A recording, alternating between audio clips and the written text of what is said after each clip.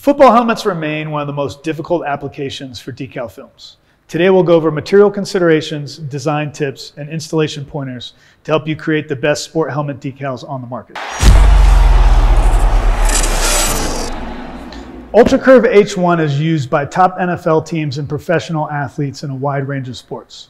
Not only will it outperform the competition with its adhesion, but it will remove cleanly at the end of the season, saving your customers time and money. If a clear film is needed, Ultracurve 550 LSE can be used instead. The go-to laminate for football and sport helmet decals is Ultracurve 1500S. This film hits the perfect balance between conformability and durability, with exceptional gloss and clarity. After taking measurements, it's best to print some paper mock-ups just to test the sizing before you commit to the final job. This looks good. Let's get H1 on the machine and start printing.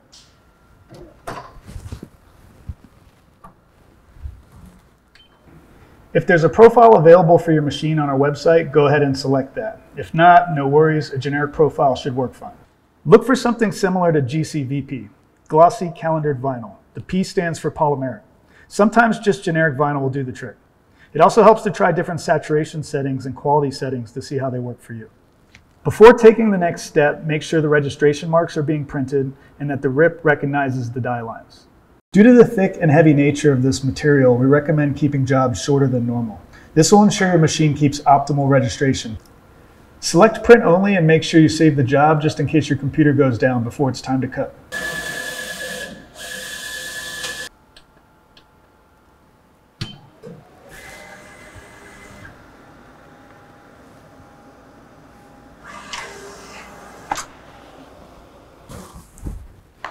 If you're using a solvent or Eco-Solvent printer, we do recommend letting the prints outgas 24 hours prior to lamination. If you don't, it is possible that the solvents migrate into the adhesive, causing poor performance or delamination. So we'll finish this one up tomorrow. Okay, it's been 24 hours. Let's get these things laminated and cut out. You can laminate 1500S with either a hot or a cold laminator. If you do use a cold laminator, it is possible to see a little bit of initial silvering. If this is the case, it should go away within 24 hours.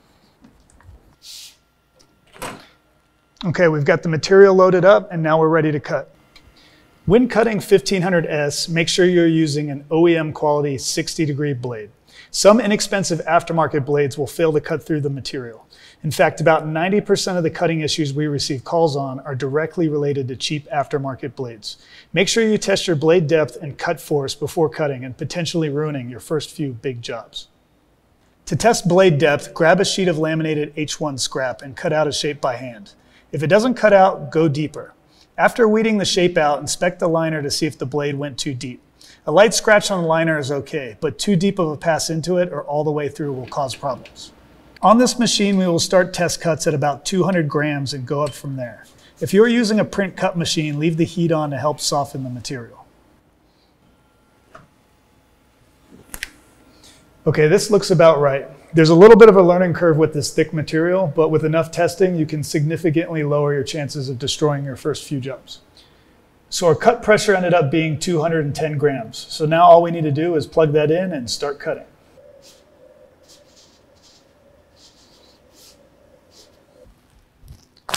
Now that the machine has stopped cutting, all we need to do is weed it out.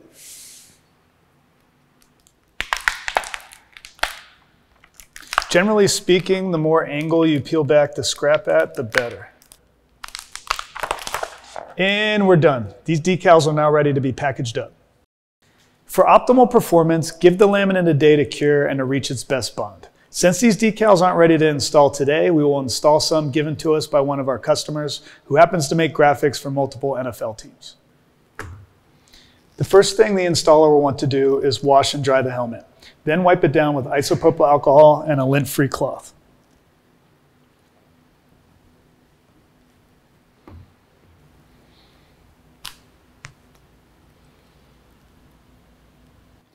Working from the center out, make sure to use firm outward strokes, making sure not to trap any air bubbles.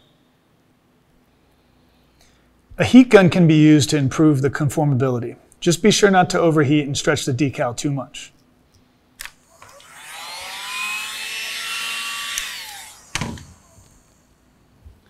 For stripes, align the decal, remove about 1 inch of release liner, and tack down the front. Working from the front to the back, use the seam of the helmet as a center guide.